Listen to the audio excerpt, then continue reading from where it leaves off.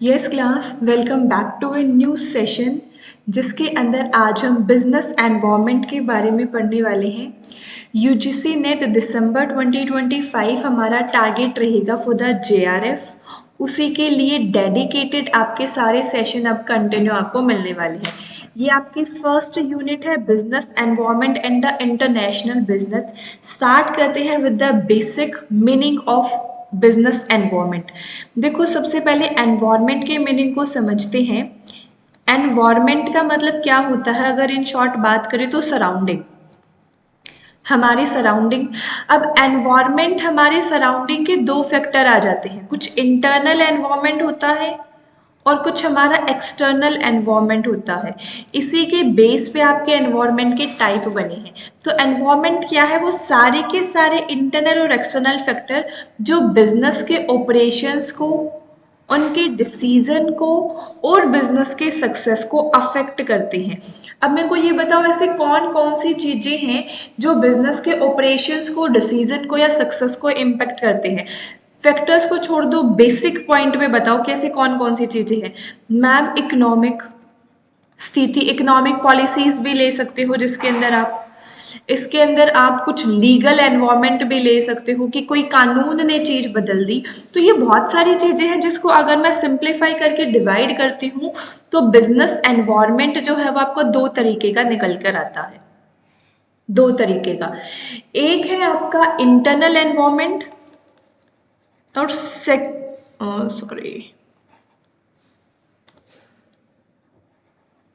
एक है आपका इंटरनल एनवायरनमेंट और एक है आपका external environment.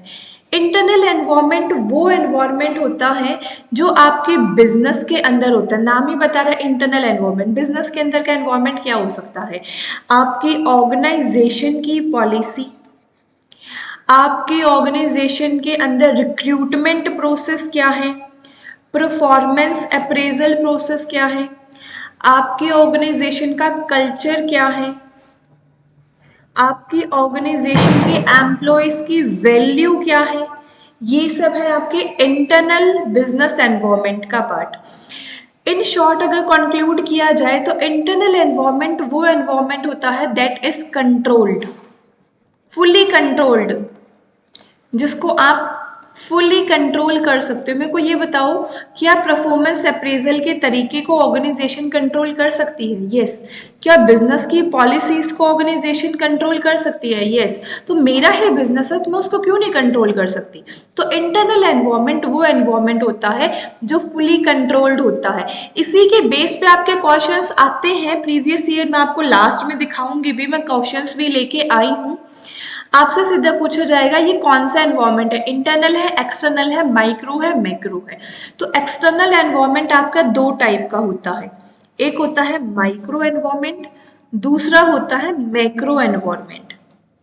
Micro and macro, पहला तो एक्सटर्नल में याद रखो, not fully controlled, note controlled, जिसको कंट्रोल नहीं किया जा सकता है। तो माइक्रो के अंदर वो होता है जिसको 100% तो कंट्रोल नहीं किया जा सकता, बट काफी हद तक आप इसको एक तरीके से कंट्रोल नहीं करेंगे, लेकिन एक तरीके से आप इसके ऊपर अपना कोई ना कोई इम्पैक्ट देख सकते हो।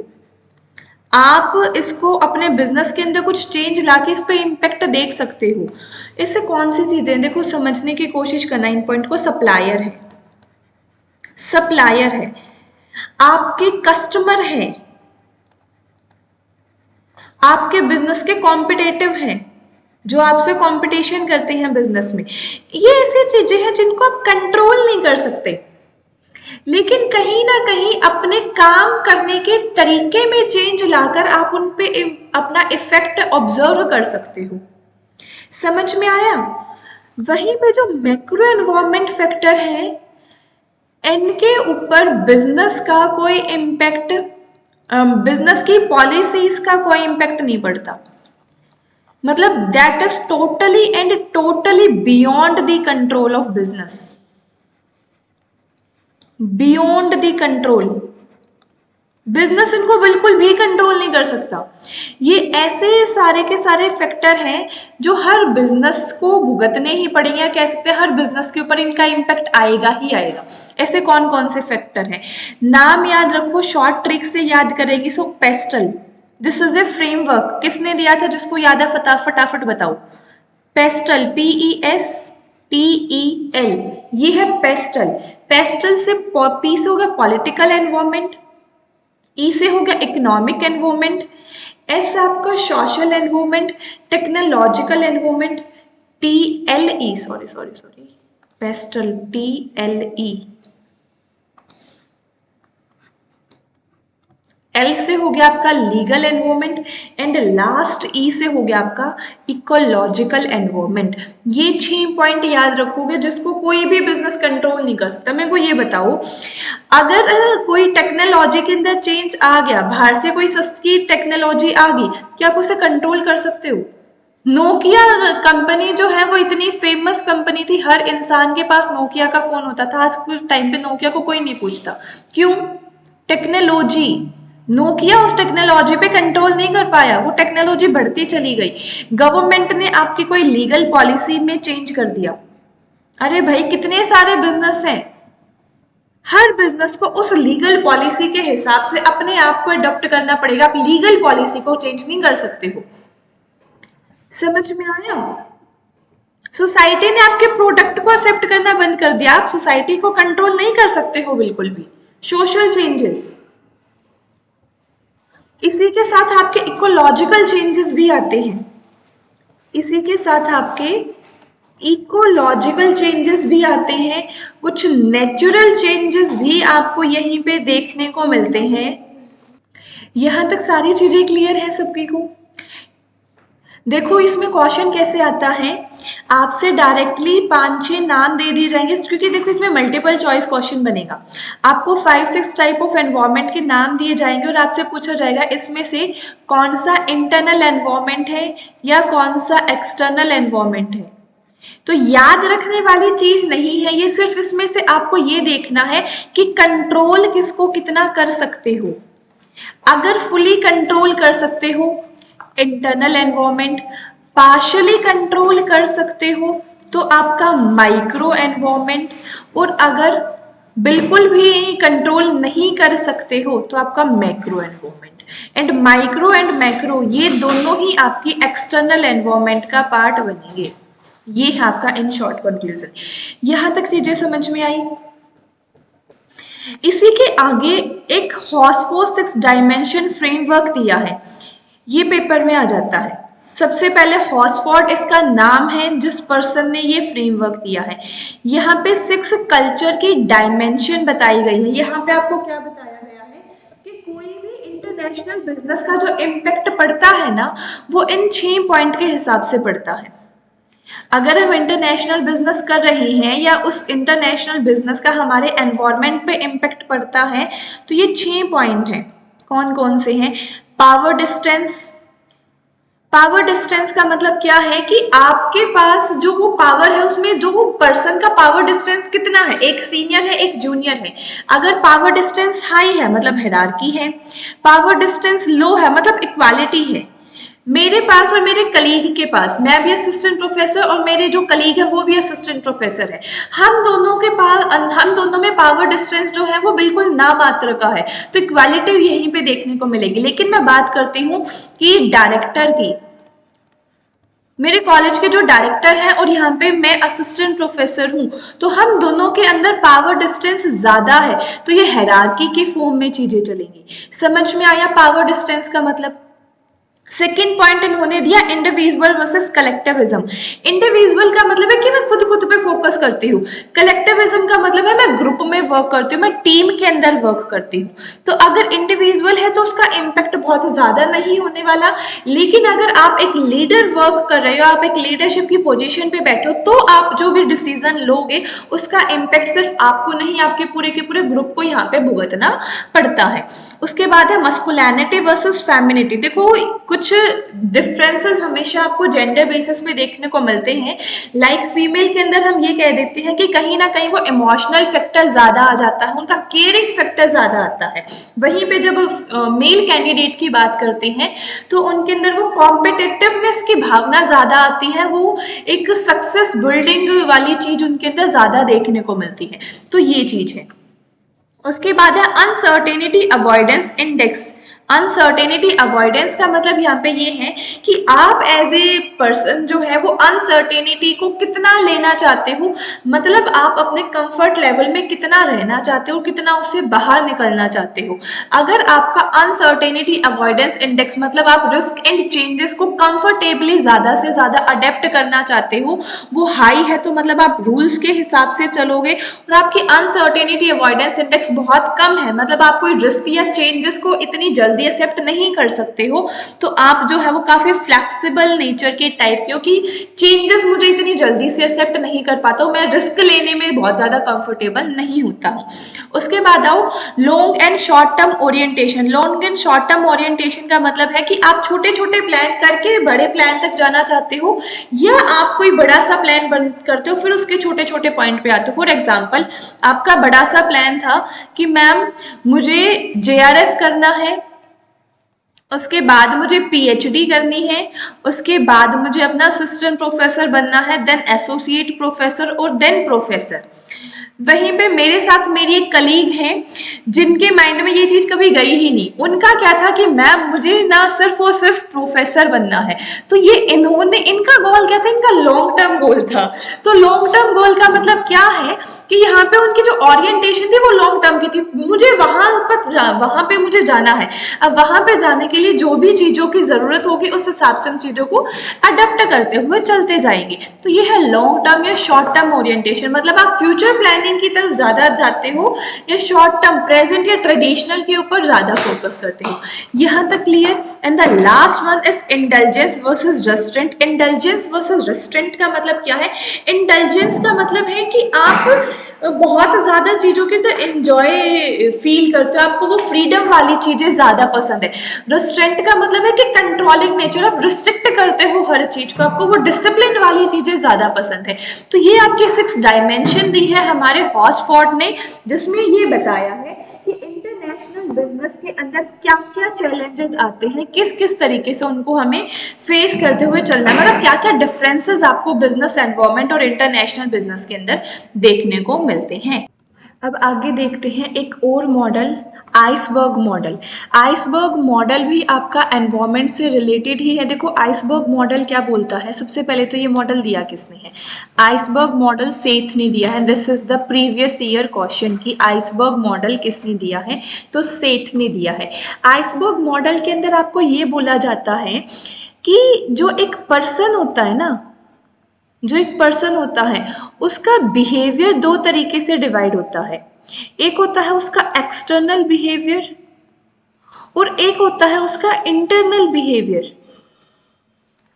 और एक्चुअली में आपको ये पता है, जब हम किसी को रिक्रूट करते हैं, इंटरव्यू वगैरह लेते हैं, तो ओनली एंड ओनली 10% उसका बिहेवियर जो है वो एक्सटर्नल होता है, जो सबको दिख जाता है।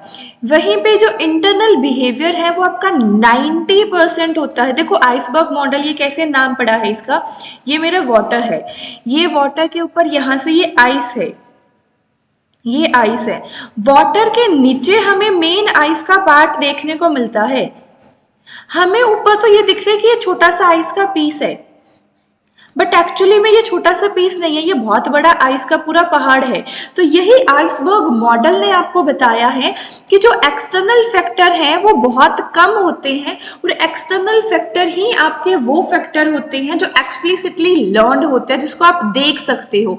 लाइक आप उनके कस्टम को देख सकते हो, आप उनके ट्रेडिशन को देख सकते हो, आप उनके टच को, उनकी साउंड को, वो सब देख सकते हो। और उसका लेकिन जो इम्पैक्ट है वो ओनली एंड ओनली 10% है।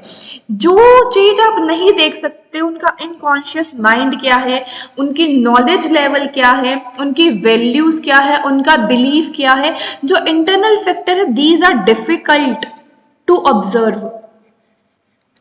ये डिफिकल्ट है किसके लिए? ऑब्जर्व करने के लिए। वहीं पे एक्सटर्नल फैक्टर ऑब्जर्व करने के लिए तो इजी है, बट इनका जो इम्पैक्ट है वो बहुत लो है। ये डिफिकल्ट है ऑब्जर्व करने के लिए, इनका इम्पैक्ट हाई है। एक ह्यूमन बिहेवियर पे जिससे उसका एनवायरनमेंट बिल्ड होगा, उसका इम्पैक्ट बहुत है। ये देखो यहाँ ह्यूमन बिहेवियर के बारे में क्यों पढ़ रहे हैं, क्योंकि जब हम एनवायरनमेंट की बात करते हैं ना, तो एनवायरनमेंट के अंदर एक सिंगल चीज नहीं आती। एक ऑर्गेनाइजेशन बिहेवियर, आप सब्जेक्ट आगे पढ़ोगे भी तो ऑर्गेनाइजेशन बिहेवियर कैसे बनता है, पहले किसी इंडिविजुअल का बिहेवियर होता है, वो सारे ग्रुप ऑफ इंडिविजुअल बनके एक ग्रुप बिहेवियर को क्रिएट करते हैं। बहुत सारे इनफॉर्मल ग्रुप से आपके ऑर्गेनाइजेशन का बिहेवियर बनता है। तो सेम यही चीज आपको यहाँ भी समझाई गई है कि एनवायरमेंट के अंदर जो चीज दिखाई देती है, खाली वही चीज आपका 100% रिजल्ट नहीं हो सकती है। समझ में आया? आइसबर्ग मॉडल आपको क्या बताता है?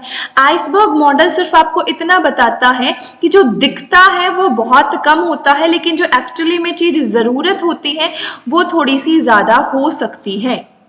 विजिबल पार्ट जो है वो इवेंट और बिहेवियर, उसको आप ऑब्जर्व कर सकते हो, लेकिन जो हिडन पार्ट है, उसका सिस्टमेटिक पॉलिसीज है, उसका वीकन पार्ट है, उसका स्ट्रॉन्गर पार्ट है, उन चीजों को आप बहुत ज्यादा नहीं देख सकते हो। मेन पर्पस क्या है आपकी आइसबर्ग मॉडल का? ये हेल्प करता है अंडरस्टैंड करने में the root cause. This is help to understand the root code, not just the visible symptoms. सिर्फ विजिबल सिम्टम्स नहीं, ये रूट कोज के ऊपर बात करता है। प्रॉब्लम सॉल्विंग टेक्निक के अंदर ये हेल्प करता है, ऑर्गेनाइजेशन के चेंज सिस्टमेटिक थिंकिंग को बढ़ाने में ये वर्क करता है आपका। मेनली क्वेश्चन आपको सिर्फ यही आता है कि इंटरनल फैक्टर क्या है, एक्सटर्नल फैक्टर क्या है। याद सिर्फ इतना रखना है, इंटरनल फैक्टर जो आप इजीली ऑब्जर्व नहीं कर सकते हो लेकिन इम्पैक्ट हाई होता है, एक्सटर्नल फैक्टर इजीली ऑब्जर्व कर सकते हो बट इम्पैक्ट लो होता है। ये था मेरा सेकंड मॉडल एनवायरमेंट का, जो आपको पढ़ाना जरूरी था। अब आओ कि हमने इंटरनल एनवायरमेंट एक्सटर्नल एनवायरमेंट देखा है ना, हमने यहाँ पे पूरा पेस्टल देखा। अब जितने भी ये पेस्टल के कंपोनेंट है ना, ये सारे आपके बहुत इंपॉर्टेंट है। तो ये सारे जो भी पेस्टल के कंपोनेंट है, कहीं ना कहीं अगर आप देखोगे गवर्नमेंट ड्रिवन है। पॉलिटिकल एनवायरमेंट कहाँ से बनेगा? गवर्नमेंट से बनेगा। लीगल एनवायरमेंट कहाँ से बनेगा? गवर्नमेंट से बनेगा। इकोनॉमिकल एनवायरमेंट मॉनेटरी पॉलिसी से बनेगा। तो अब देखते हैं रोल क्या है गवर्नमेंट का बिजनेस के अंदर, और इसी से फिर हम कनेक्ट करेंगे अपनी पॉलिटिकल एनवायरनमेंट को, और पॉलिटिकल एनवायरनमेंट से ही हम कनेक्ट करेंगे अपने बिजनेस लॉ को, और बिजनेस लॉ से हम जितने भी हमारे लॉ हैं, लाइक आपने फेरा के बारे में पढ़ा होगा, आपने फेमा के बारे में पढ़ा होगा, आपने जो है वो कंपटीशन एक्ट के बारे में पढ़ा होगा, आपने WTO के बारे में पढ़ा है, फिर हम ये सारा आगे पढ़ते हुए चलेंगे। सीक्वेंस समझ में आई, हम कैसे कैसे क्या क्या पढ़ने वाले और क्या क्या करने वाले हैं। अगर यहाँ तक चीजें समझ में आ रही है तो फटाफट एक प्यारा सा लाइक भी कर देना। आगे पढ़ते हैं आप अपने गवर्नमेंट के रोल्स को। देखो सबसे पहला रेगुलेशन क्या, रेगुलेशन में आएगा आपका सबसे पहले consumer protection act. Consumer protection act आगे पढ़ेंगे, लेकिन रेगुलेशन का मतलब क्या है कि फेयर कंपटीशन हो। यहीं पे आप कंपटीशन एक्ट भी रेगुलेशन के अंदर ही आता है। फिर वो प्रोटेक्ट करना कि एनवायरमेंट को प्रोटेक्ट भी किया जाए, किसी को हार्श ट्रीट ना किया जाए, कोई बिजनेस अपनी मोनोपोली से कोई गलत तरीके से कंपटीशन में ना हो रहा हो। फिर है प्रमोट करना कि जो नई नई चीजें आ रही हैं, नई नई बिजनेस आ रही हैं, उनको एनकरेज करना, उन्हें प्रमोट करना, उन्हें सब्सिडीज प्रोवाइड करना, ताकि नई नई बिजनेस ज्यादा से ज्यादा इनोवेटिव चीजें डेवलप कर पाए। फिर है डेवलपमेंटल फैक्टर की रोड बनाना, ट्रांसपोर्ट बनाना, ब्रिज बनाना, स्कूल्स बनाना, इंडस्ट्रीज बनाना, इंस्टीट्यूशंस बनाना, मेडिकल फैसिलिटीज प्रोवाइड करना। These are all about the development and the stabilisation, जिसके लिए आपकी मॉनेटरी एंड फिस्कल पॉलिसीज आती हैं। मॉनेटरी फिस्कल पॉलिसी भी आगे डिटेल में पढ़ेंगे। ये बेसिक रोल क्लियर है? आपका कोई रिटन एग्जाम तो देखो है नहीं जिसमें आपको ये पूरे के पूरे पैराग्राफ लिखने हैं, तो मेन की पॉइंट आपको पता होने चाहिए जो मैंने यहाँ पे आपको बता दिए। समझ में आया यहाँ तक? अब वन बाय वन जितने भी इंपॉर्टेंट लॉ आपके आए हैं उनके बारे में स्टडी करते हैं, लेकिन उससे पहले मैं आपको सारे के सारे लॉ की डेट याद करने की एक बहुत बेटर टाइमलाइन बताने वाली हूँ।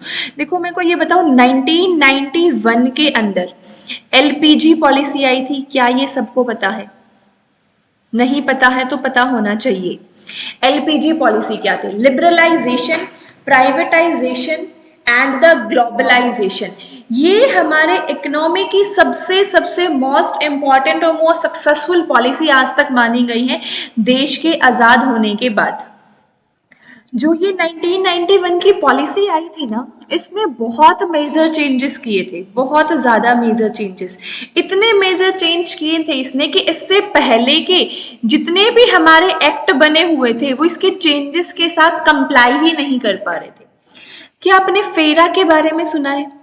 Foreign exchange regulation act. फेरा एक्ट कब आया था? 1973 के अंदर आया था। फेरा कब आया था? 1973 के अंदर आया था। इसको रिप्लेस करके हमारा बाद में आया था FEMA, FEMA, FEMA, foreign exchange management act. यहाँ था रेगुलेशन एक्ट, यहाँ है मैनेजमेंट एक्ट। ये आपका 1999 के अंदर आया था। ये चेंज क्यों हुआ था? क्या फेरा के अंदर हम कुछ अमेंडमेंट ला के इसको कंप्लाई नहीं कर सकते थे? नहीं कर सकते थे, क्योंकि देखो जैसे मैंने अभी बताया ना, 1991 की पॉलिसी के अंदर इतने मेजर चेंजेस आए थे कि पहले के जितने भी एक्ट थे, मेजर एक्ट को हमने रिप्लेस करके न्यू एक्ट बनाना पड़ा था। तो फेरा क्या है? फॉरेन एक्सचेंज रेगुलेशन एक्ट 1973 में आया। फिर आपका 1999 के अंदर फेमा आया। चेंज होने का रीजन क्या था कि 1991 के अंदर एलपीजी पॉलिसी के अंदर जो आपको लिबरलाइजेशन, प्राइवेटाइजेशन, ग्लोबलाइजेशन के तहत छूट दे दी गई, बिजनेस करने के तरीके के अंदर चेंज कर दिया गया, उस तरीके के लिए फेरा जो है वो कॉम्पिटेबल नहीं था। आगे पूरा हम डिफरेंस देखने वाले हैं फेरा और फेमा के अंदर क्या क्या था। उसके अलावा हम MRTP कंपटीशन एक्ट सारा देखने वाले, लेकिन अभी ये रिलेट करते चलना ताकि टाइमलाइन तुम्हें याद करने में इजी हो। इस एक चार्ट से मैं तुम्हें 7 से 8 सारे के सारे एक्ट की टाइमलाइन यहाँ पे याद करवा दूंगी। क्लियर? उसके बाद देखो, उसके बाद आपका एक MRTP एक्ट था। MRTP act, monopoly restrictive trade policy. ये कब आया था? MRTP एक्ट आया था मैम हमारा 1969 के अंदर। इसको रिप्लेस करके क्या बना? इसको रिप्लेस करके बना कॉम्पिटिशन एक्ट। कॉम्पिटिशन एक्ट कब आया? 2002 के अंदर। अब ये क्यों रिप्लेस हुआ? सेम वही रीजन, क्योंकि MRTP एक्ट के अंदर हमारे जो भी चीजें थी वो LPG के साथ फिट नहीं हो पा रही थी। मैडम एग्जांपल दो, ऐसे नहीं समझ में आ रहा। सुनो, MRTP एक्ट के अंदर ना सर्विसेज की बात नहीं की गई। MRTP एक्ट के अंदर आपकी जो है वो इंटरएक्चुअल प्रॉपर्टीज की बात नहीं की गई। MRTP एक्ट के अंदर कोई फ्रॉड हो रहा है, मेनली टेक्निकल फ्रॉड है कोई, उसकी बात नहीं की गई। MRTP एक्ट के अंदर आपकी जो लिबरलाइज कर दिया बिजनेस के काम करने के तरीके में, उसके साथ वो कॉम्पिटेबल नहीं हो पाया। लेकिन LPG पॉलिसी के अंदर ये सारी चीज आपकी इम्प्लीमेंट कर दी गई, जिस वजह से बिजनेस अब LPG को फॉलो करेंगे या MRTP एक्ट को फॉलो करेंगे, वो कंफ्यूजन बहुत लंबे टाइम तक बनी रही। इस वजह से हमें इसको चेंज करना पड़ा और न्यू एक्ट आया था फिर हमारा कॉम्पिटिशन एक्ट 2002। समझ में आया? दोनों में डिफरेंस आगे जाके फिर देखेंगे, डोंट वरी। उसके अलावा देखो, उसके अलावा क्या था? उसके अलावा था आपका, आपने सुना भी होगा, एक है गेट, एक ऑर्गेनाइजेशन आपकी अंकार्ड, एक ऑर्गेनाइजेशन है आपकी WTO। तीनों ऑर्गेनाइजेशन का मेजरली ऑब्जेक्टिव सेम है। क्या ऑब्जेक्टिव है मैम? तीनों ऑर्गेनाइजेशन का ऑब्जेक्टिव ये है कि हमारे ग्लोबलाइजेशन ट्रेड को बढ़ाया जाए, इंटरनेशनल ट्रेड को बढ़ाया जाए। गैट की फुल फॉर्म क्या है? Generally accepted trade and tariff agreement, generally agreement of trade and tariff. UNCTAD क्या है? देखो, ट्रेड एंड टैरिफ, ट्रेड को बढ़ावा दे रही है। अंकार्ड क्या है? United Nation conference on trade and development, again trade को बढ़ावा देने के लिए है। WTO क्या है? World Trade Organisation, again trade को बढ़ावा देने के लिए। तो मैडम ये तीन ऑर्गेनाइजेशन की जरूरत क्या पड़गी? क्यों एक ही ऑर्गेनाइजेशन से हम काम नहीं चला पाए? क्या एक ही ऑर्गेनाइजेशन हमारा काम कर नहीं पा रही थी या समस्या क्या थी? देखो सब इसकी टाइमलाइन समझो। सबसे पहले हमारे पास आया था गेट। कब आया? 1944 के अंदर। हमारा वर्ल्ड वॉर 2 हुआ था। वर्ल्ड वॉर 2 जब हुआ था, उसके चलते, उसकी वजह से पूरे ग्लोबल लेवल पे इतनी सारी दिक्कतें हमारे सामने आने लगी, फाइनेंस की प्रॉब्लम आने लगी, पूरी पूरी कंट्री खत्म होने लग गई। तो वर्ल्ड लेवल को, अर्थ को प्रोटेक्ट करने के लिए, एक ह्यूमन लाइफ को बचाने के लिए, एक फाइनेंस की प्रॉब्लम्स को सॉल्व करने के लिए, बेसिक डेवलपमेंट के लिए, इस टाइम पीरियड के अराउंड हमारे पास 3 ऑर्गेनाइजेशन निकल कर आई थी। 3 ऑर्गेनाइजेशन, एक थी उसमें से गेट, एक थी हमारे पास आईएमएफ, और एक थी हमारे पास वर्ल्ड बैंक। इन तीनों ऑर्गेनाइजेशन के बारे में आज हम समझेंगे, लेकिन अभी के लिए सिर्फ गेट को समझते हुए चलना। Generally agreement of trade and tariff. सबसे पहली चीज तो ये बताओ, जो गेट था ये क्या कोई परमानेंट ऑर्गेनाइजेशन थी क्या ये परमानेंट ऑर्गेनाइजेशन थी?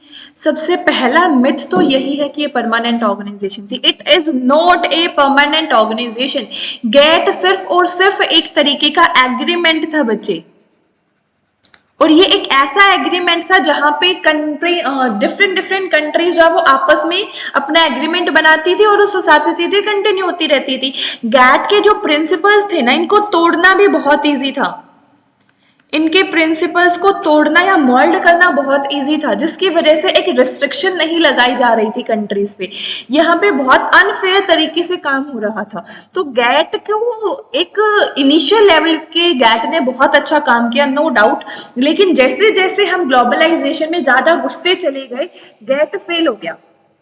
फिर हमारी एक यूएन बॉडी है। यूएन बॉडी के बारे में कभी पेपर 1 में हम बहुत बढ़िया तरीके से पढ़ेंगे, लेकिन अभी समझो यूएन एक ग्रुप ऑफ कंट्रीज की बॉडी है। तो उन्होंने ये चीज ऑब्जर्व करी और वो ये कह रहे हैं कि इस तरीके से तो काम हो नहीं सकता। तो यूएन ने क्या किया, यूएन ने एक अपनी अलग से ऑर्गेनाइजेशन थी जिसका नाम पड़ा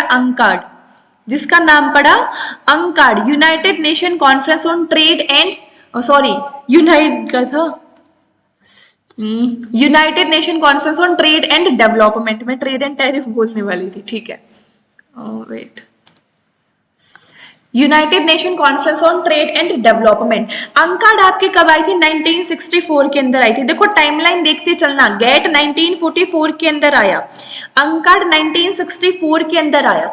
जब ये देखा कि हाँ भाई, कुछ कंट्री जो यूएन की मेंबर थी उनकी तो प्रॉब्लम का सॉल्यूशन हो गया, जो कंट्रीज यूएन की मेंबर नहीं है अब वो क्या करेंगी? तो जब ये प्रॉब्लम्स आती चली गई, तब हमने ऑब्जर्व किया कि एक ऐसे इंटरनेशनल बॉडी होनी जरूरी है जिसके कुछ प्रिंसिपल बाइंडेड भी हो, जिसकी हेल्प से हम कुछ रिस्ट्रिक्शन भी लगा सके, और जो जिनको जरूरत है उनको सब्सिडीज भी दे सके, और भी बहुत सारी चीजें। तो उसके लिए हमारी 1995 के अंदर WTO आया, वर्ल्ड ट्रेड ऑर्गेनाइजेशन, जो आज तक भी काम कर रही है। आज करंट के अंदर गेट काम नहीं कर रही है। गेट के बहुत सारे राउंड होते थे। गेट का राउंड था उर्ग्यू राउंड। उर्ग्यू एक प्लेस है, तो उस प्लेस के बेस पे ही गेट का एक राउंड हुआ, उर्ग्यू राउंड, जिसमें ये डिसाइड किया गया कि गैट को बंद करके एक नई ऑर्गेनाइजेशन को एक्स्टेब्लिश किया जाएगा जिसका नाम होगा WTO।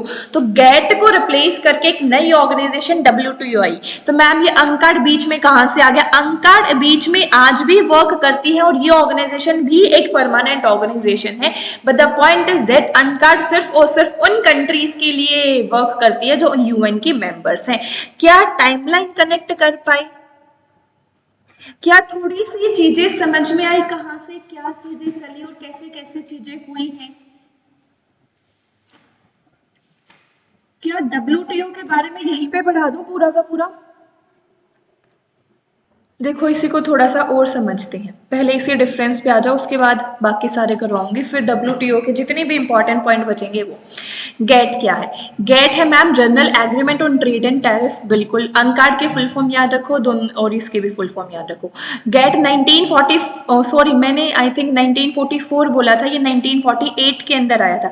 1944 के अंदर आपका IMF आया था, 1944 और 1944-45 टाइम पीरियड पे आपका IMF एंड वर्ल्ड बैंक आया था। प्लीज इसे करेक्ट करना, 1944 में IMF एंड वर्ल्ड बैंक आया था। देखो गैट क्या है? गैट एक तरीके का मल्टीलेटरल एग्रीमेंट है। Is this permanent organisation? No. This is the previous year question, क्या गैट परमानेंट ऑर्गेनाइजेशन है या नहीं। स्टेटमेंट वाइज क्वेश्चन आया था, उसमें से एक स्टेटमेंट दे रखी थी, क्या अंकार्ड परमानेंट है? Yes, permanent only UN body, मतलब यूएन के जो मेंबर कंट्रीज है सिर्फ उसके लिए है। जब डब्ल्यूटीओ की बात करते हैं, ये इंडिपेंडेंट इंटरनेशनल ऑर्गेनाइजेशन है। इंडिपेंडेंट का मतलब किसी पे डिपेंड नहीं है, सबके लिए काम करेगी, सारी कंट्रीज के लिए ये काम करेगी। गैट की कुछ कमियां थी, वो ये थी कि इसके अंदर आपका रिड्यूस करते थे trade and tariff and promote करते थे फ्री ट्रेड को, लेकिन कुछ कमियां थी वो आगे हम डिस्कस करेंगे। अंकार्ड का ऑब्जेक्टिव क्या था? सिर्फ और सिर्फ यूएन मेंबर्स को डेवलप करना और डेवलपिंग कंट्रीज को बढ़ावा देना। डब्ल्यूटीओ का ऑब्जेक्टिव क्या है कि फेयर तरीके से ग्लोबल ट्रेड आपका होना चाहिए। फोकस किस पे किया गया? Only and only goods. ये इसकी पहली कमी थी कि इसने सर्विसेज के ऊपर फोकस नहीं किया। अंकार्ड ओवरऑल डेवलपमेंट की बात करता है, गुड्स की, सर्विसेज की, इन्वेस्टमेंट की। वहीं पे डब्ल्यूटीओ जो है वो गुड्स, सर्विसेज, इंटेलेक्चुअल प्रॉपर्टी, हर चीज की बात करता है। समझ पा रहे हो डिफरेंस के थ्रू? मेंबर कंट्रीज को छोड़ दो, करंट की मेंबर कंट्रीज अभी देख लेना, ये पुरानी है, ये डाटा अभी पुराना है, इसको छोड़ दो। लीगल स्टेटस टेम्परेरी है, यूएन एजेंट, यूएन की एक तरीके से एजेंसी है, एंड डब्ल्यूटीओ आपका लीगल एंड परमानेंट ऑर्गेनाइजेशन है। डिसीजन मेकिंग नेगोशिएशन के बेस पे होती थी, और नेगोशिएशन करके जो कंट्री जीत गई वो काम कर लेती है। यूएन के रेजोल्यूशन के बेस पे यहाँ पे डिसीजन मेकिंग होती है, बट जो डब्ल्यूटीओ का डिसीजन मेकिंग है वो कॉन्सिक्वेंसेस, मतलब रिजल्ट जहां से बेटर निकलेंगे वो चीज को फॉलो करेंगे, तो ये आपके कॉन्सिक्वेंसेस पे बेस है, मतलब रिजल्ट के ऊपर बेस है। डब्ल्यूटीओ आपका सक्सेसर है गैट का, मतलब गैट के बदले में डब्ल्यूटीओ आया है, लेकिन अंकार्ड आपका अकेला ही शुरू से वर्क करता आया है, और डब्ल्यूटीओ के अलोंग, मतलब डब्ल्यूटीओ के साथ साथ वर्क करता है। करंट में दोनों ऑर्गेनाइजेशन जिंदा है, डब्ल्यूटीओ भी काम करती है और अंकार्ड भी काम कर रही है, लेकिन गैट आपकी 1995 से रिप्लेस हुई, तो इसको बंद कर दिया गया था। आज के टाइम पे गैट आपको देखने को नहीं मिलती है। राउंड भी याद रख लेना, कौन सा राउंड हुआ था गैट का? उर्ग्यू राउंड हुआ था, जिससे डब्ल्यूटीओ का फॉर्मेशन हुआ। This is also the previous year question कि कौन से राउंड से डब्ल्यूटीओ का फॉर्मेशन हुआ था। सारे मैं आपको मेन पॉइंट यहाँ पे बताती हुई चल रही हूँ। क्लियर है? डब्ल्यूटीओ का ऑब्जेक्टिव वही ट्रेड, ऑब्जेक्टिव याद रखना। देखो ऑब्जेक्टिव में कंफ्यूजन कहाँ आती है? पहले ऑब्जेक्टिव आपका एक है आईएमएफ का, एक है वर्ल्ड बैंक का, और एक है आपके डब्ल्यूटीओ का। इन तीनों के ऑब्जेक्टिव को क्लियर रखना। यहाँ पे प्रीवियस ईयर क्वेश्चंस भी आए और यहाँ कंफ्यूजन भी आते हैं। पहले आईएमएफ और वर्ल्ड बैंक बताऊंगी, फिर तीनों के डिफरेंस और ऑब्जेक्टिव को कंपेयर करेंगे। अब थोड़ा सा और डब्ल्यूटीओ के बारे में ही देख लेते हैं। डब्ल्यूटीओ के अंदर कुछ ऑर्गेनाइजेशंस हैं, उनके बारे में पढ़ो सबसे पहले। तो डब्ल्यूटीओ की कौन कौन सी ऑर्गेनाइजेशन है? First TRIMS, second trips. ये ट्रिम एंड ट्रिप्स क्या है? ट्रिम्स एग्रीमेंट जो है वो इन्वेस्टमेंट की बात करता है। हमने यहां देखा ना कि यहां पे इन्वेस्टमेंट कहां गया, अभी तो देखा था सर्विसेज, अरे चलो छोड़ो, मेरी नजर घूम रही है तो तुम देख लेना कि डब्ल्यूटीओ जो है वो आपके गुड्स, सर्विसेज, इन्वेस्टमेंट तीनों की बात करता है। तो ये इसके लिए डब्ल्यूटीओ के अंदर एक स्पेशल बॉडी बनाई गई जिसका नाम रखा गया ट्रिप्स और ट्रिम्स।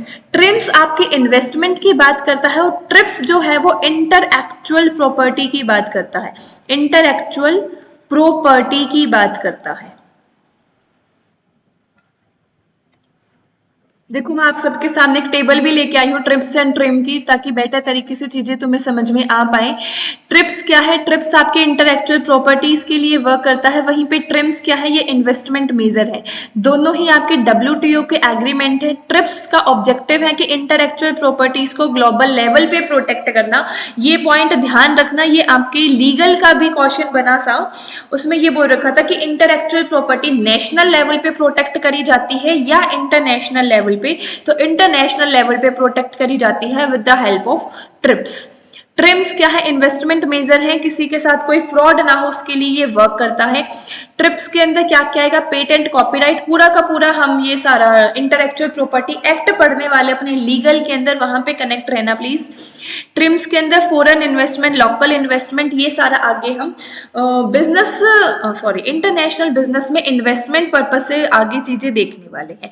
बेसिक बेसिक पॉइंट इसके यही थे। उसके बाद WTO के एक पॉइंट और आता है इंपॉर्टेंट, वो है सब्सिडी वाला। सब्सिडी वाला WTO आपको काफी तरीके की सब्सिडीज देता है, तो कौन कौन से टाइप की सब्सिडीज हैं वो देखो। सबसे पहली है आपकी prohibited subsidy. Prohibited subsidy, prohibited subsidies को ही रेड बॉक्स सब्सिडी के नाम से भी जाना जाता है। रेड बॉक्स सब्सिडी का मतलब है कि जिनको कंप्लीटली बैन किया है, ये वो सब्सिडी हैं जो कंप्लीटली बैन है, कंप्लीटली बैन है, इनको कहा गया प्रोहिबिटेड या red box subsidy. Second type of subsidy है आपकी एक्शनेबल सब्सिडी, जो WTO प्रोवाइड करता है। एक्शनेबल सब्सिडी को एम्बर बॉक्स सब्सिडी के नाम से जाना जाता है। Amber box subsidy, amber box या एक्शनेबल का मतलब क्या, कंप्लीटली तो बैन नहीं है, लेकिन अगर जरूरत पड़ी तो इनके ऊपर एक्शन लिया जा सकता है, मतलब गवर्नमेंट इनके ऊपर कोई ना कोई एक्शन ले सकती है। कंप्लीटली बैन नहीं है बट एक्शन लिया जा सकता है। थर्ड है आपकी non actionable subsidy. Non actionable subsidy, non actionable subsidy को ग्रीन बॉक्स सब्सिडी के नाम से जाना जाता है। ग्रीन बॉक्स, ऐसी सब्सिडी जिसको फ्रीली प्रमोट किया जाता है, कोई प्रॉब्लम नहीं है, आप फ्रीली इनको प्रमोट करोगे। समझ में आया? देखो एक पॉइंट, बहुत सारे बच्चों को इसमें कंफ्यूजन रहती होगी, लेकिन इस पॉइंट को ध्यान से समझना। आपकी जो WTO की सब्सिडी है ना, वो दो पार्ट में डिवाइड होती है। एक होती है आपकी इंडस्ट्री बेस्ड सब्सिडी और दूसरी होती है आपकी एग्रीकल्चर बेस्ड सब्सिडी। दूसरी होती है आपकी agriculture based subsidy.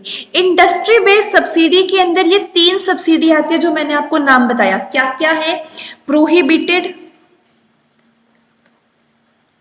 Actionable and non actionable. Non actionable.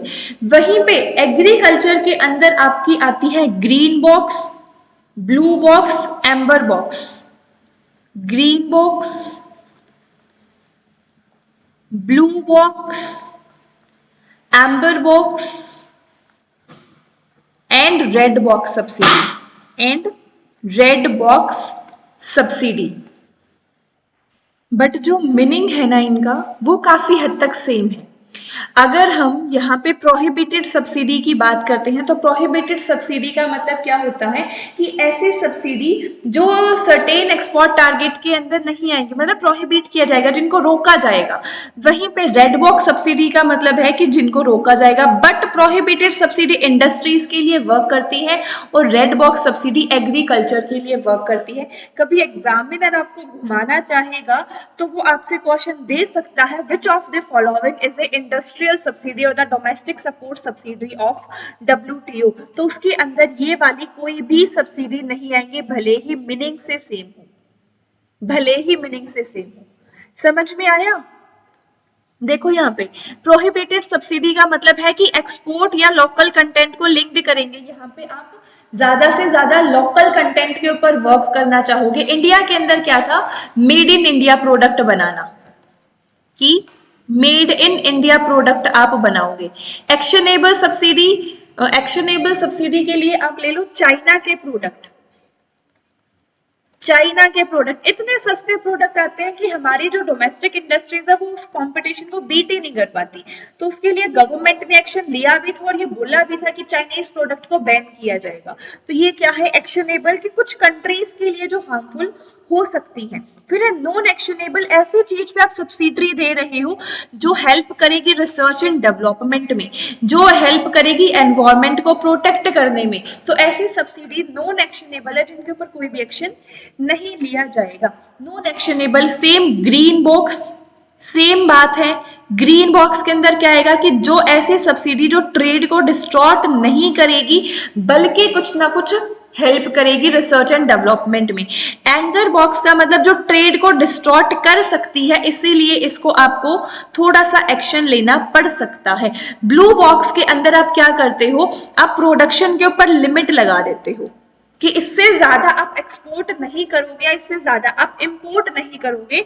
यहाँ पे बिल्कुल बैन नहीं किया जा रहा है बट लिमिट लगा दी जाती है। लेकिन red box subsidy rarely use होती है जहां पे कंप्लीटली प्रोहिबिट कर दिया जाता है। समझ में आई सारी की सारी WTO की सब्सिडीज आपको? देखो थोड़ा सा दोबारा रिलेट करवाती हूँ। हमने क्या शुरू किया था, हमने शुरू किया था अपने एक्ट को समझना, बिजनेस लॉ को समझना, जिसकी बेस लाइन हमने ली 1991 की LPG पॉलिसी। उसके बेस पे हमने देखा कि 1991 से पहले की कंडीशन कुछ और होती थी, बाद की कंडीशन कुछ और होती थी। स्टार्ट किया हमने सबसे पहले गैट, अंकाड और WTO को समझना। गैट आपका 1948 के अंदर आया था, अंकाड 1964 और WTO 1995।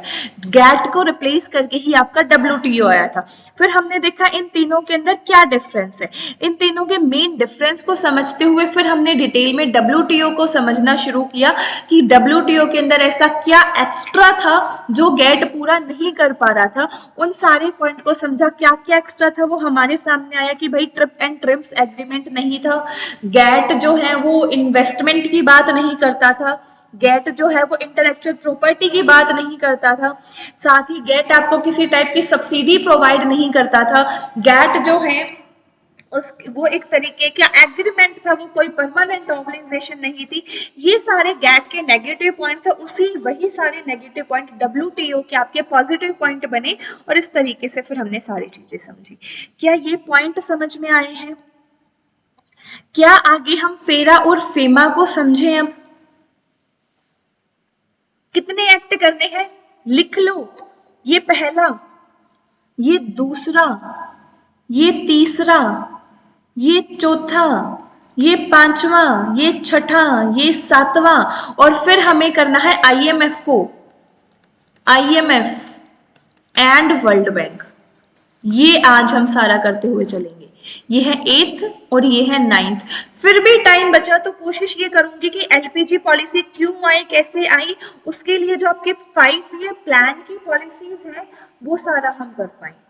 अगर फिर भी रहा तो मे बी नेक्स्ट क्लास में हम इसको स्विच कर देंगे। बट ये 9 to 10 एक्ट आज आपके सारे टिप्स पे हो जाने चाहिए with date, with the factual data. चलो करते हैं आगे बढ़ते हैं अपने फेरा और फेमा की तरफ। दोनों ही फॉरेन एक्सचेंज के ऊपर काम करते थे, तो मैम ऐसी क्या कमियां आई कि फेरा को छोड़ के हमें फेमा को एक तरीके से एक्सेप्ट करना पड़ा? देखो मैं एक मेजर कमी बताती हूँ फेरा की, वो ये थी कि जितने भी इसके स्कोप था ना वो बहुत लिमिटेड था, पहली चीज। दूसरा एक नेगेटिव पॉइंट फेरा का ये था कि इसकी रेगुलेशंस ज्यादा थी, इसके अंदर वो हार्श चीजें बहुत ज्यादा आपको देखने को मिलती थी कहीं ना कहीं, और जो इसके ऑब्जेक्टिव थे या जो इसके मेजर प्रिंसिपल्स थे वो हमारे LPG पॉलिसी के साथ फिट नहीं हो पाए। अगर मैं एक लौता रीजन मेन ऑब्जेक्टिव पूछूं तो वो ये था कि फेरा के जो मेजर प्रिंसिपल्स थे वो हमारी LPG पॉलिसीज के प्रिंसिपल को कॉन्ट्राडिक्ट करते थे, वो दोनों एक दूसरे के साथ काम नहीं कर सकते थे। समझ में आया? बहुत ज्यादा डिटेल में तो यहाँ से क्वेश्चन नहीं आता, ये एक टेबल ही आपके लिए सफिशिएंट होगी फेरा और फेमा को समझने के लिए। मेन ऊपर से इनके बारे में बस आपको पता होना चाहिए। Foreign exchange regulation act, foreign exchange management act, FERA 1973। Date is important guys. अभी आपका HPSC का असिस्टेंट प्रोफेसर का एग्जाम हुआ था। स्टार्टिंग के सेट A वाले बच्चे रिलेट कर पाओगे। स्टार्टिंग के 6 to 7 question only and only date से आए थे। पेपर खोलते ही बच्चों का सिर घूम गया कि सारे ही डेट डेट डेट डेट। तो डेट्स आर इम्पोर्टेंट, ये एक्ट की डेट याद करते चलना। और ये जो 7-8 एक्ट आज मैं करवाने वाली हूँ, इनकी डेट, मेरा ऑब्जेक्टिव यही है कि तुम्हें साथ साथ याद हो जाए। तो फेरा, फेरा को याद कैसे रखोगे? फेरे कितने लेते हो शादी के टाइम पे? इतनी बढ़िया ट्रिक आ गई ना मेरे दिमाग में, तुम कहोगे शाबाश मैडम, शादी में कितने फेरे लेते हो? मैडम 7। तो 1973, 3 को कैसे याद रखोगे? 3 ब्याह तो करोगे नहीं, एक ही करोगे। तो 7 फेरे लोगे, 3 बच्चे पैदा करोगे, ऐसे याद रख लो। हम 2 हमारे 2 नहीं, हम 2 हमारे 3। तो फेरे लेके साथ 3 बच्चे, तो ऐसे फेरा याद रहेगा। कोई भी बच्चा नहीं बोलेगा, आई एम डैम श्योर कि इस ट्रिक के बाद कोई बच्चा फेरा का एक्ट तो नहीं भूलेगा। फेरा का ईयर तो नहीं भूलेगा, 1973। फेमा को डायरेक्टली याद रख लेना भाई, 1999। जिसकी ट्रिक दिमाग में आएगी तो जरूर कुछ ना कुछ बताऊंगी जिससे तुम रिलेट करके याद रख पाओ। ऑब्जेक्टिव क्या है फेरा का? कंट्रोल करना फॉरेन एक्सचेंज को, रिस्ट्रिक्ट करना उसके यूज को। लेकिन फेमा का ऑब्जेक्टिव कंट्रोल करना नहीं है। ये कंट्रोल जो है ना, ये काफी नेगेटिव वर्ड है। कंट्रोल करना मतलब आप रिस्ट्रिक्ट करो, आप बांध रहे हो। लेकिन एक्चुअली में हमें फॉरेन एक्सचेंज को बांधना नहीं है, रिस्ट्रिक्ट नहीं करना है, हमें फैसिलिटेट करना है, हमें प्रमोट करना है, हमें बढ़ावा देना है, लेकिन फेयर तरीके से, फेयर तरीके से। तो फेरा जो है वो आपका एक तरीके की रेगुलेटरी ऑर्गेनाइजेशन थी, क्रिमिनल लॉ था। लेकिन फेमा आपको मैनेज करके चलता था, ये बांधता नहीं था, वो चीजों को बेटर तरीके से मैनेज करता था फेयर ट्रीटमेंट के बेसिस पे। तो फेरा की जो अप्रोच थी वो कंट्रोल और रिस्ट्रिक्टिव थी, लेकिन जो फेमा की अप्रोच थी वो आपकी मैनेजमेंट एंड लिबरलाइज थी। ये है मेन की पॉइंट, उसको ध्यान रखना। अगर फेरा फेमा में कभी कंफ्यूजन आए तो ये पॉइंट हेल्प करेगा। फोकस क्या था? कंजर्व करना। कंजर्वेशन का मतलब है कि बचा के रखना फॉरेन एक्सचेंज को, कि भाई फॉरेन एक्सचेंज नहीं जाना चाहिए, दूसरी कंट्री के पास हमारी करेंसी नहीं जानी चाहिए। देखो एक चीज और याद रखना, फेरा से अगर नेक्स्ट टॉपिक हमारा रहने वाला है इंटरनेशनल बिजनेस की, हम करने वाले हैं थ्योरी। यहाँ ये पॉइंट मैं आपको रिलेट भी करवाऊंगी। इंटरनेशनल बिजनेस की आपकी थ्योरीज जो हैं वो 2 तरीके से हैं, एक आपकी ट्रेडिशनल थ्योरी, एक आपकी मॉडर्न थ्योरी। ट्रेडिशनल थ्योरी में आपकी एक मर्केंटलिज्म थ्योरी आती है। मर्केंटलिज्म थ्योरी क्या बोलती है कि जितना ज्यादा हो सके तुम्हें करनी है सिर्फ और सिर्फ एक्सपोर्ट, और इंपोर्ट तुम्हें कम करना है। लेकिन एक्चुअली में देखा जाए, इज दिस पॉसिबल? ये तो वो कंजर्वेशन वाली ही बात आई ना। तो इन दोनों के ईयर तुम साथ में याद रखना। आपकी मर्केंटलिज्म थ्योरी का भी ईयर आसपास ही था फेरा के, मेरे को एक्चुअली ईयर ध्यान नहीं है, वो पढ़ेंगे तब कर लेंगे। तो चीजों को ऐसे रिलेट करो ताकि बेटर तरीके से तुम्हें चीजें याद होती। देखो नेक्स्ट पॉइंट है आपका गिल्ट का। देखो एक चीज समझना, हमारा जो इंडिया कंट्री है वो एक ऐसी कंट्री है जहां ये कहा जाता है कि जो एक इनोसेंट बच्चा है, उस इनोसेंट के ऊपर किसी भी तरीके का कोई क्राइम नहीं आना चाहिए। मतलब अगर किसी ने गलती नहीं की है ना, उसको बिना गलती के सजा नहीं मिलनी चाहिए। लेकिन अगर कुछ ऐसी सर्कमस्टांसेस बन रही हैं कि कहा तो ये जाता है कि गलती के बिना पनिशमेंट नहीं मिलनी चाहिए, ये कहा जाता है। लेकिन हम ये कह सकते हैं जो गिल्टी पर्सन है, जिसने गलती करी है, जो क्रिमिनल है, वो भले ही छूट जाए। मतलब किसी सही इंसान को पनिशमेंट ना मिले वो चीज सही है, लेकिन कोई गलत इंसान भले ही छूट जाए वो कोई बहुत बड़ी प्रॉब्लम नहीं है। मतलब हम यहाँ पे कहते हैं ना ह्यूमन बीइंग की वो रिस्पेक्टिव चीज है कि भाई कोई बात नहीं, गलती हो गई, ठीक है। तो वही पॉइंट यहाँ आपका डिस्कस किया गया है कि person to be presumed guilty unless proved innocent. जब तक उसको गिल्ट, उसको ये प्रूफ नहीं हो जाता कि उसने गलती करी है, उसको इनोसेंट मान लिया जाता है। समझ में? इसका अपोजिट है आपका फेमा के अंदर। पेनल्टीज क्या थे फेरा की? कुछ पनिशमेंट दे दी जाती थी, जेल हो जाती थी। लेकिन फेमा की मॉनेटरी आपकी फाइन वाली चीजें ज्यादा है। हाँ इम्प्रिजमेंट, जेल का प्रावधान भी है इसके अंदर, लेकिन फाइन की पेनल्टी बहुत ज्यादा है। स्कोप क्या है? Apply to all the citizen and all the branches of India and abroad, but ये सिर्फ और सिर्फ इंडिया के लिए है। कोई बाहर के अब्रॉड को हम कंट्रोल, देखो जहां पे आप चीजें बहुत बियॉन्ड द लेवल पे कंट्रोल करने की कोशिश करते हो ना कहीं वो चीजें आपके हाथ में नॉर्मल लेवल पर भी कंट्रोल नहीं रहती। तो यही कुछ हमारा फेरा के साथ हुआ। फेरा में क्या था कि हमें इंडिया के साथ साथ पूरे अब्रॉड के ऊपर हम कंट्रोल करने का ट्राई कर रहे थे, तो इसका रिजल्ट ये निकला कि आप अपनी अपनी कंट्री में इंडिया के अंदर भी ढंग से काम नहीं कर पाए। समझ में आया? और बाकी सारे पॉइंट नॉर्मल है, इनको रीड कर लेना, ऐसा कोई पॉइंट है नहीं, ये एक टेबल सफिशिएंट है फेरा और फेमा को समझने के लिए। आगे आओ। आगे हमने देखा एमआरटीपी एक्ट को और कंपटीशन एक्ट को। MRTP monopolies and restrictive trade practice act, ये 1969 के अंदर आया था। मेरे को ये बताओ आपका फेरा कब आया था, किस किस को याद हुआ? फेरा, फेरा लेना है, फेरा कितने फेरे लोगे? 7, कितने बच्चे? 3। फेमा 1999, MRTP 1969, कंपटीशन 2002, WTO कब आया? 1995। अंकार्ड कब आया? 1964। गेट कब आया? 1948। IMF कब आया? 1944। क्या सारे के सारे याद होते जा रहे हैं? इस क्लास का ऑब्जेक्टिव सिर्फ तुम्हें समझाने का नहीं है, मैं चाहती हूँ कि ये क्लास आपकी ऐसी हो कि इसके बाद आप सीधा एग्जाम के टाइम पे इन चीजों को रिवाइज करो, शॉर्ट नोट साथ साथ प्रिपेयर करो और सीधा फिर एग्जाम के टाइम पे रिवाइज करो। चीजें साथ साथ याद होनी चाहिए, इतना टाइम नहीं है अभी तुम्हारे पास कि एक बार तुम क्लास देखोगे फिर तुम नोट्स बनाओगे और फिर उसको रिवाइज करोगे, साथ साथ चीजें याद करते चलो। क्लियर? आओ, एमआरटीपी एक्ट क्या है? MRTP act monetary restrictive trade policy और यहाँ पे कंपटीशन एक्ट है। ऑब्जेक्टिव को समझना, ऑब्जेक्टिव समझ में आ गया तो डिफरेंस समझ में आ जाएगा।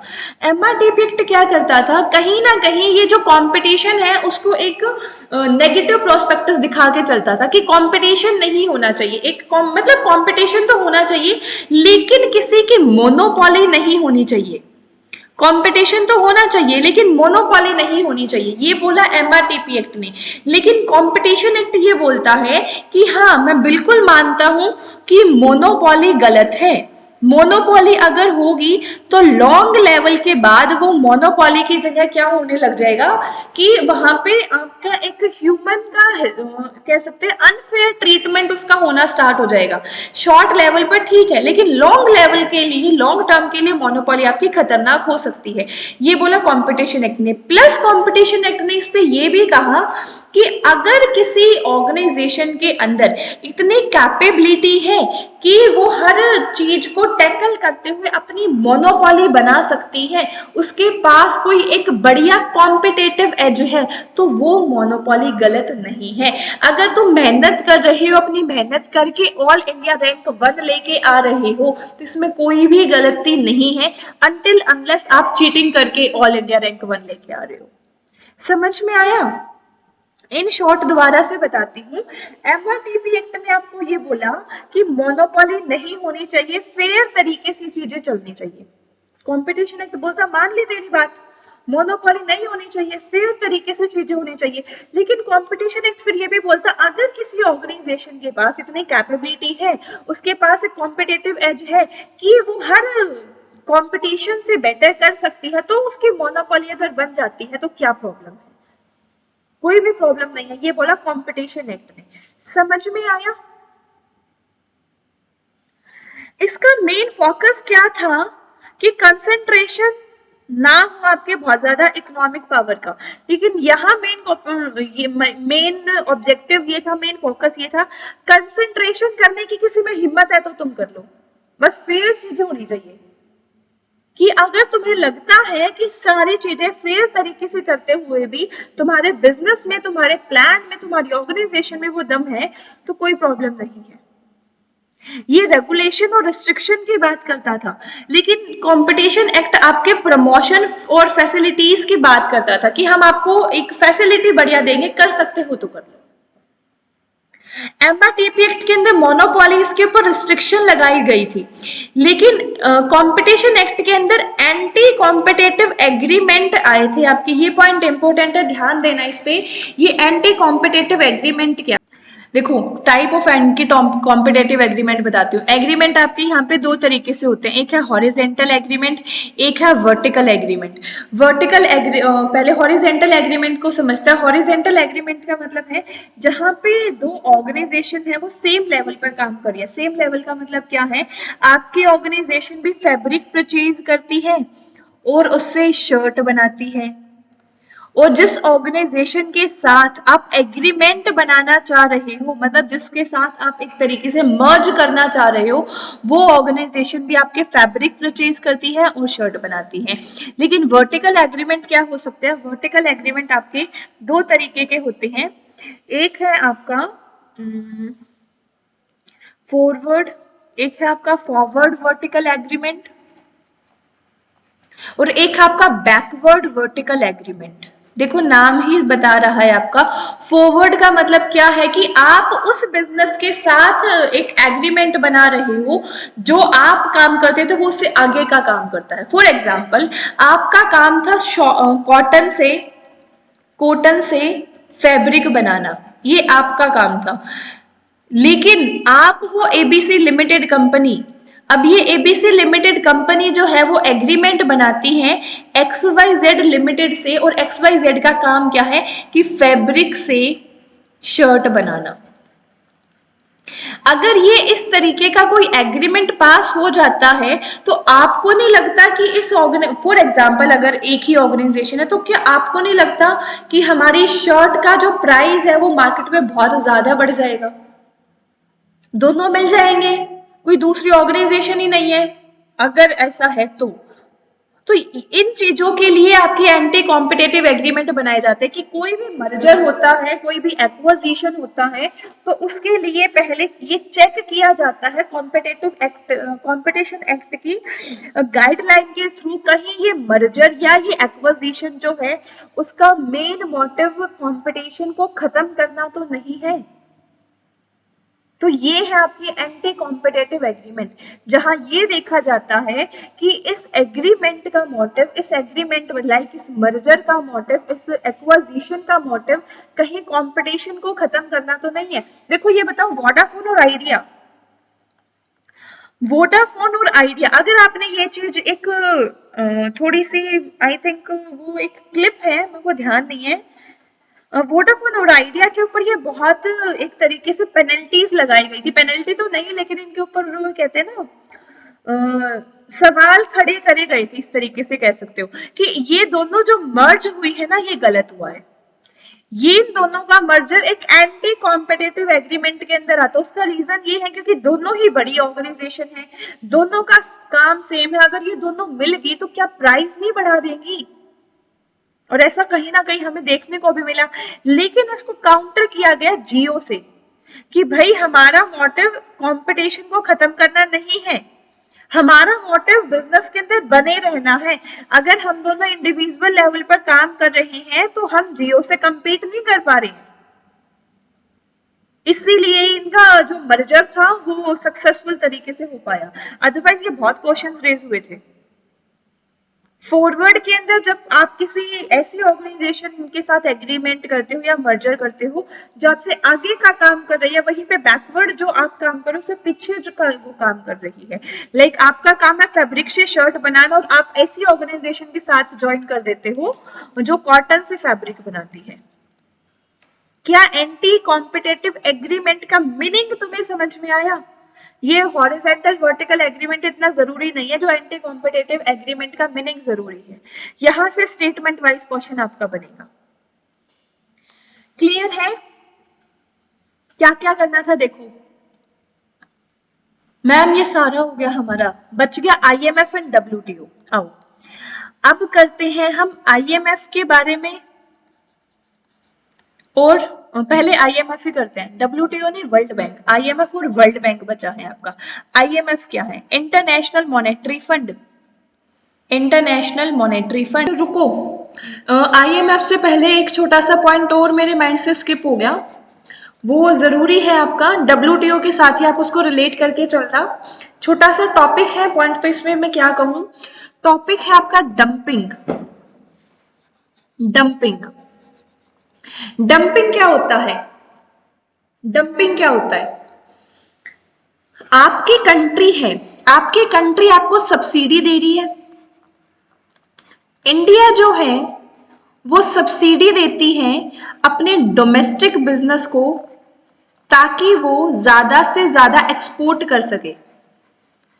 मतलब कि कंपनीज को वो प्रोडक्ट जो है वो सस्ते में पड़ जाता है, मतलब वो सस्ते में बना पाती है। हाँ, अगर वो सस्ते में बना रही हैं तो वो बाहर मार्केट में भी सस्ते में भेजेगी, सस्ते में भेजेगी। लेकिन अगर आप ऐसा कर रहे हो कि एक्सपोर्ट कर रहे हो कमोडिटी को बिलो द डोमेस्टिक लेवल, अगर यही प्रोडक्ट आप अपनी कंट्री के अंदर 100 रुपए का बेचते हो और किसी दूसरी कंट्री में जाके यही प्रोडक्ट आप 80 रुपए का बेच रहे हो, क्योंकि देखो आप दूसरी कंट्री में भेजोगे तो ट्रांसपोर्टेशन कॉस्ट जाएगी, कुछ टैक्सेस जाएगा, तो कहीं ना कहीं जितना अपनी कंट्री में बेच रहे हो उससे ज्यादा महंगा बेचना चाहिए, है ना। बट आप क्या करते हो, आप अपनी कंट्री में महंगा और दूसरी कंट्री में सस्ता बेचते हो। तो ऐसे सिचुएशन को कहा जाता है डंपिंग, मतलब you dump the someone country. Dumping क्या होता है कि एक्सपोर्ट करते हो आप कमोडिटी का below the cost, below the domestic market cost, below the domestic market cost. Domestic market में जो प्रोडक्ट की कॉस्ट है उससे भी सस्ता जब आप बेचते हो तो उस सिचुएशन को कहा जाता है डंपिंग। अब डंपिंग के टाइप्स इंपॉर्टेंट है, यहां से प्रीवियस ईयर में बहुत क्वेश्चन आए हैं। लगभग ये मानो लास्ट 10 ईयर के अंदर आपके 4 to 5 क्वेश्चन सिर्फ एक इस छोटे से टॉपिक से आए हैं, डंपिंग से। एचपीएससी में तो नहीं था, एचपीएससी में नहीं था इस बार। देखो, पहला टाइप आपका स्प्रोडिक डंपिंग। स्प्रोडिक डंपिंग, स्प्रोडिक का मतलब क्या है? स्प्रोडिक का मतलब होता है इरेगुलर। इस वर्ड का मीनिंग, मैं स्प्रोडिक डंपिंग का मीनिंग नहीं बता रही, स्प्रोडिक का मतलब होता है इरेगुलर। तो स्प्रोडिक डंपिंग का मतलब क्या हुआ, जब आप रेगुलर बेसिस पे नहीं करें। आपका मोटिव क्या होता है स्प्रोडिक डंपिंग के अंदर हमेशा, कि जो आपका एक्सेस स्टॉक बच गया ना, एक्सेस स्टॉक को खत्म करना आपका स्प्रोडिक डंपिंग का मोटिव होता है। फॉर एग्जाम्पल, बन इतना गया कि अब बिक ही नहीं रहा। मैन्युफैक्चरिंग जब आपकी ज्यादा हो जाती है और सेल नहीं हो पाती, तो आप सोचते हो कि सस्ते में बिक जाए बेशक, लेकिन बिक जाए, तो वो होता है स्प्रोडिक डंपिंग। रेगुलर बेसिस पे नहीं होते, दिस इज इरेगुलर। और इसका मेन एम याद रखना, मेन एम है एक्सेस स्टॉक को लिक्विडेट करना या खत्म करना। नेक्स्ट आपका प्रेडेटरी डंपिंग। देखो, दो वर्ड है, एक है प्रेडेटरी डंपिंग, एक है persistent dumping. Persistent dumping, confuse हो जाते हो काफी बच्चे इसमें, ध्यान से समझना। प्रेडेटरी डंपिंग, प्रेडेटरी डंपिंग का मतलब होता है कि आप पेनिट्रेट कर रहे हो मार्केट को, आप मार्केट को पेनिट्रेट कर रहे हो। पेनिट्रेशन का मतलब क्या है कि आप मार्केट के अंदर ना लॉस में भी सेल कर दोगे। प्रेडेटरी डंपिंग के अंदर हम अपने प्रोडक्ट को लॉस में भी सेल करने के लिए राजी हो जाते हैं, क्योंकि इसका एम क्या है, इसका एम है आपका कंपटीशन को खत्म करना। कि जियो के ऊपर ये चीजें आती हैं, वो डंपिंग तो नहीं कहेंगे हम उसे, लेकिन अगर अपनी कंट्री के अंदर देखा जाए तो जियो ने क्या किया, शुरू में तो इतना सस्ता दे दिया कि कंपटीशन ही खत्म होता गया, धीरे धीरे उसने प्राइस बढ़ा दिया। तो आप भी यही करना चाहते हो, बट दूसरी कंट्री में जाके, कि दूसरी कंट्री में शुरू में तो इतना सस्ता दे दो उसकी डोमेस्टिक मार्केट टिक ही ना पाए, और फिर वहां जाके अपनी मोनोपोली बना लो। तो प्रेडेटरी डंपिंग को आप इंटरमिटेंट डंपिंग या परमानेंट डंपिंग भी कहते हो, अनदर नेम याद रखना, इंटरमिटेंट डंपिंग, या आप इसी को परमानेंट डंपिंग भी कहते हो। समझ में आया? नहीं, परमानेंट डंपिंग तो परसिस्टेंट होता है। वेट वेट वेट, परमानेंट नहीं आएगा, ये तो परसिस्टेंट है। परसिस्टेंट डंपिंग को परमानेंट डंपिंग कहते हो। प्रेडेटरी डंपिंग का मेन एम याद रखना, कंपटीशन को खत्म करना होता है। अब परसिस्टेंट डंपिंग क्या है? परसिस्टेंट डंपिंग का मतलब है कि ऐसी डंपिंग कर रहे हो जहां आप दूसरी कंट्री में जाके सिर्फ और सिर्फ अपनी वेरिएबल कॉस्ट पूरा कर रहे हो। प्रेडेटरी के अंदर तो लॉस में भी बेच देते हो, लेकिन परसिस्टेंट के अंदर लॉस में नहीं बेचोगे, ओनली वेरिएबल कॉस्ट जितनी लग रही है उसका पूरा करते चलोगे और अपना काम निकालते चलोगे। परमानेंट या रेगुलर डंपिंग इसे कहा जाता है, परमानेंट या रेगुलर डंपिंग भी इसे कहा जाता है। Next and the most important, reverse dumping.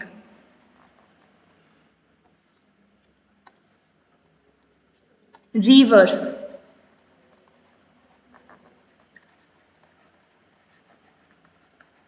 Reverse dumping, reverse dumping क्या होती है कि अपनी कंट्री में तो सस्ता बेच रहे हो, दूसरी में महंगा। रिवर्स डंपिंग, अपनी कंट्री में तो सस्ता बेच रहे हो, दूसरी में महंगा। डंपिंग में क्या था? डंपिंग में था कि अपनी कंट्री के अंदर महंगा और दूसरी में सस्ता। ये है आपकी डोमेस्टिक कंट्री का प्राइस, ये है आपकी फॉरेन कंट्री का प्राइस। लेकिन आप उल्टा कर देते हो, डोमेस्टिक अपनी कंट्री के अंदर तो 80 रुपए का बेच रहे हो, बाहर जाके उसे 100 रुपए का बेच रहे हो, तो ये है रिवर्स डंपिंग। उल्टा, अपनी कंट्री में सस्ता, दूसरी कंट्री में महंगा। समझ में आया?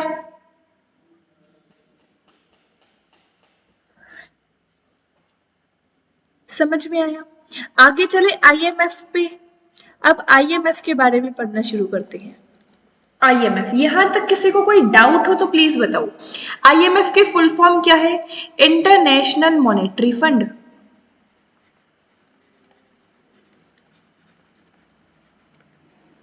International monetary fund. आईएमएफ कब बना था? आईएमएफ मैम 1994 के अंदर बना था। ये फैक्चुअल चीजें प्लीज याद रखना। आईएमएफ का हेडक्वार्टर कहाँ है? वॉशिंगटन डीसी के अंदर है। हेडक्वार्टर कहाँ है? वॉशिंगटन डीसी के अंदर है। आईएमएफ का मेन ऑब्जेक्टिव क्या है? प्राइम एम क्या है? What is the prime aim and the objective of IMF? ये समझना। आईएमएफ का मेन ऑब्जेक्टिव है कि आप मॉनेटरी कॉपरेशन बना के रखोगे। मॉनेटरी कॉपरेशन, मैं आपको ये चीजें थोड़ा एक एग्जाम्पल से बेटर बताती हूँ, फिर तुम्हें समझ में आएगा।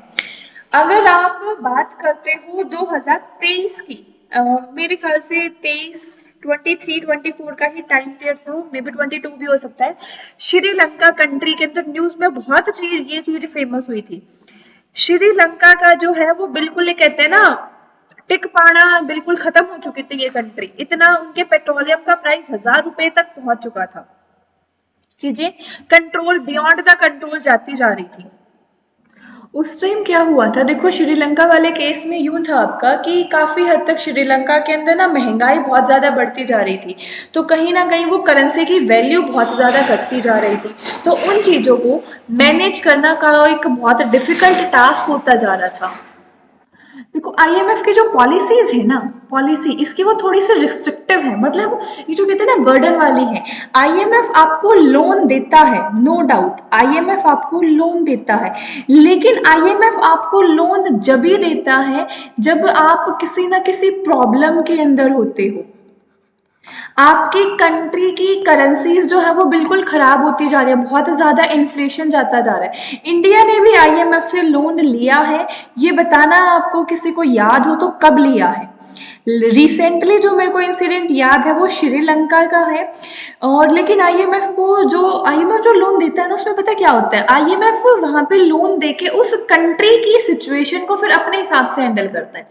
आप उस लोन का पैसा कहाँ इन्वेस्ट करोगे अपनी कंट्री में, क्यों, कब, कैसे, कितना इन्वेस्ट करोगे, वो सब डिसीजन फिर आपका आईएमएफ ही लेता है।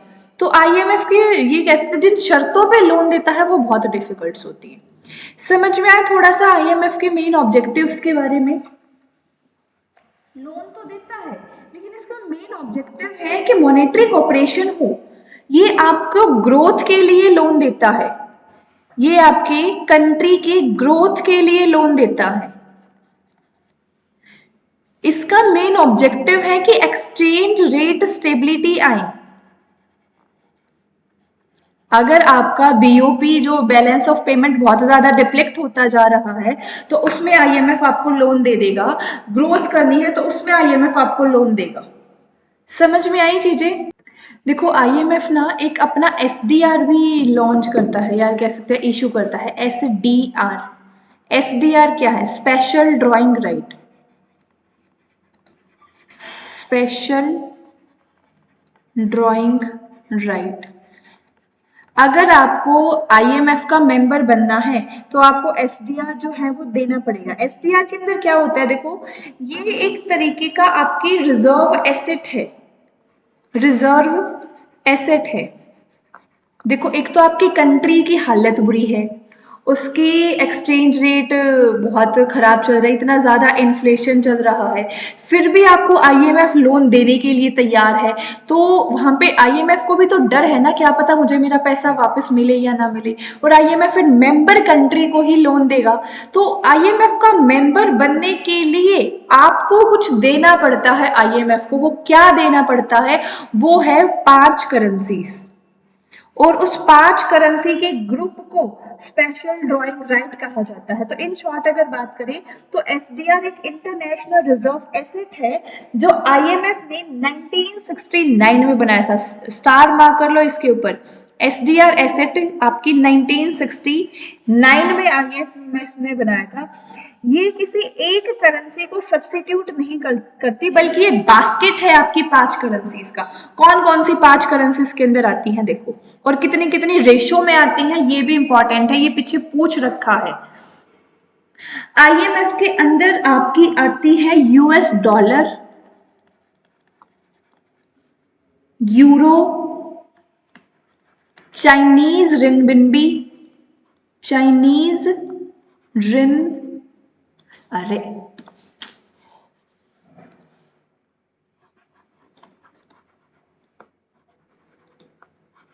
Chinese renminbi, yen and pound sterling. Pound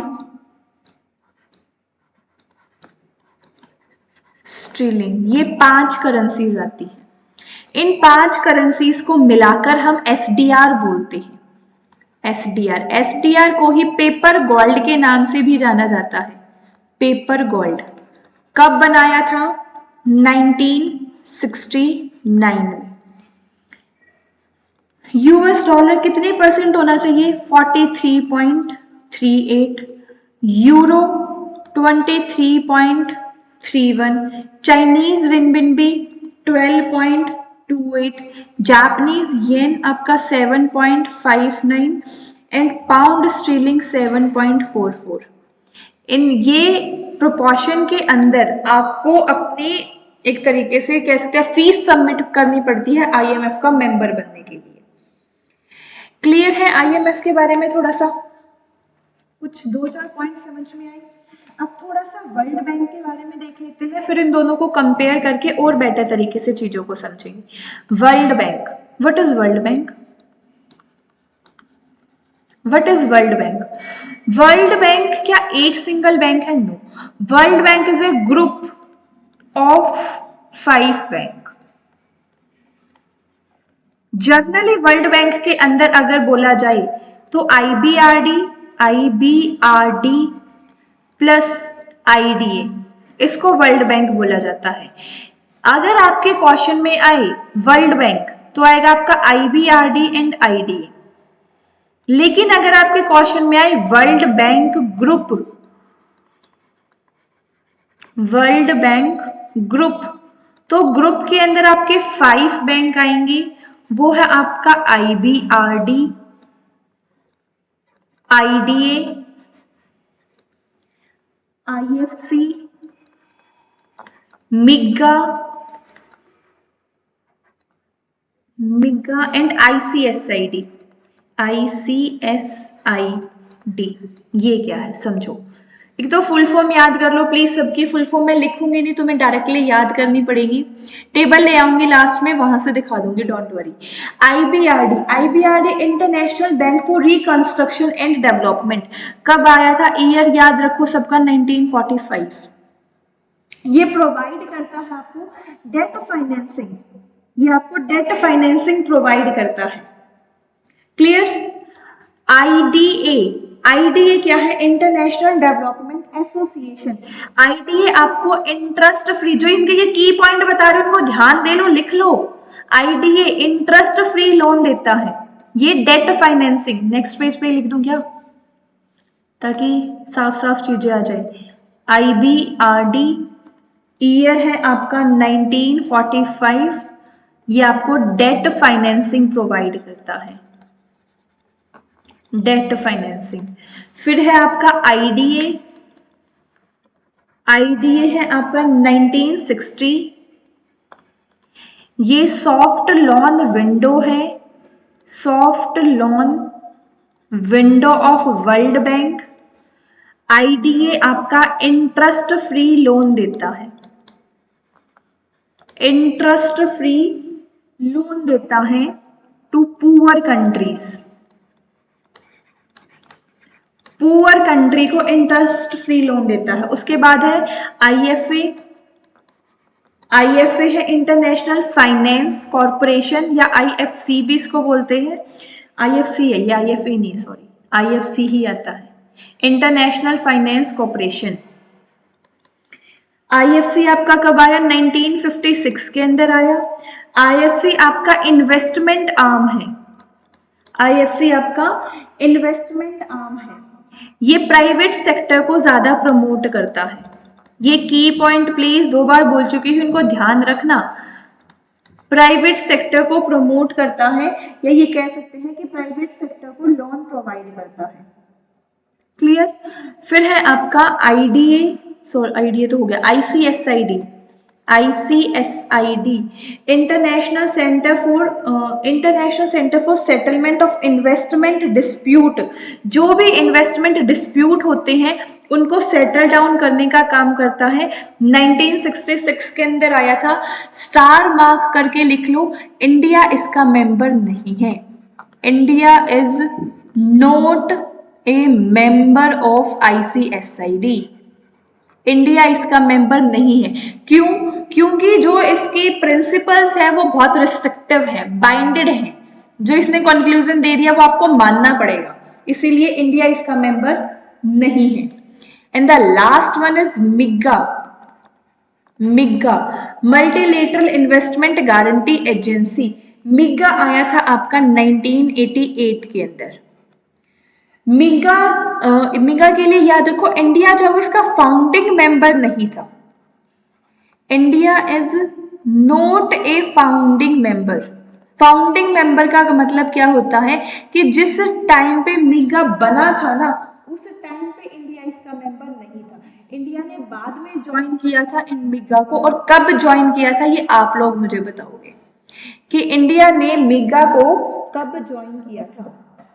India ने मिगा को कब ज्वाइन किया था? Multilateral investment guarantee act. Clear है यहां तक? इन्वेस्टमेंट के ऊपर गारंटी देता है, जिसके अंदर आपका political risk, private sector risk, की सारी चीजें इन्वॉल्व होती है। मेनली मिगा भी वैसे आपके प्राइवेट सेक्टर के ऊपर ही ज्यादा वर्क करता है। डन दनादन? इंडिया ने इसे 1994 में ज्वाइन किया था, लिख लो। मैं नहीं बता रही, तुम तो क्या ही बताओगे। मिगा ने इंडिया ने मिगा को 1994 में ज्वाइन किया था। हो गया वर्ल्ड बैंक भी कंप्लीट हमारा। आगे चले, चलो थोड़ा सा इसका डिफरेंस देख लो फटाफट। आईएमएफ क्या है? इंटरनेशनल मॉनेटरी फंड है मैम। ब्रिटेन वुड कॉन्फ्रेंस, ये हो ध्यान रखो प्लीज, इस पॉइंट को भी स्टार मार्क करो। ब्रिटेन वुड कॉन्फ्रेंस हुई थी आपकी एक 1944 के अंदर। ब्रिटेन वुड कॉन्फ्रेंस का रिजल्ट था आपका Bretton Wood twins. Bretton Wood twins, Bretton Wood twins ही आपकी आईएमएफ थी और आपका वर्ल्ड बैंक था। दोनों ही 1944 में आए थे ब्रिटेन वुड कॉन्फ्रेंस के थ्रू। इन दोनों को ब्रिटेन वुड ट्विंस के नाम से भी जाना जाता है। फोकस क्या था? कि बैलेंस ऑफ पेमेंट को सपोर्ट करना, करेंसी स्टेबिलिटी और short term financial aid provide करना। लेकिन वर्ल्ड बैंक का फोकस क्या है? इंफ्रास्ट्रक्चर और डेवलपमेंट को बढ़ाना। ये लॉन्ग टर्म इकोनॉमिक ग्रोथ की बात करता है, लेकिन आईएमएफ शॉर्ट टर्म के अंदर जो चीजें कॉम्प्लिकेटेड है उसको सॉल्व करने के ऊपर वर्क करता है। यही मेन पॉइंट है जो आपको हेल्प करने वाला है जब आपसे ये पूछा जाएगा कि विच of the following statement is the main objective of IMF. तो आईएमएफ का ऑब्जेक्टिव हमेशा शॉर्ट टर्म करंट स्टेबिलिटी के ऊपर वर्क करता है और वर्ल्ड बैंक का objective long term development project के ऊपर वर्क करता है। समझ में आया? बाकी सारे पॉइंट तो तुम रीड भी कर लोगे। चलो आज की क्लास हम इतनी ही रखते हैं। अगले क्लास के अंदर हम इंटरनेशनल बिजनेस से स्टार्ट करेंगे, जिसमें इंटरनेशनल बिजनेस की हम थ्योरी करेंगे, जिसमें इंटरनेशनल बिजनेस के और क्या क्या इंटरनेशनल बिजनेस में बैलेंस ऑफ पेमेंट के बारे में पढ़ेंगे और कुछ क्वेश्चंस भी करेंगे। आज के क्लास में तो अभी क्वेश्चन थोड़ा सा डिफिकल्ट है क्योंकि ऑलरेडी क्लास आपकी काफ़ी लंबी हो चुकी है। सो आगे का हम नेक्स्ट क्लास से कंटिन्यू करेंगे। क्लियर यहीं तक? चलिए, at last a very very big thank you so much to all of you.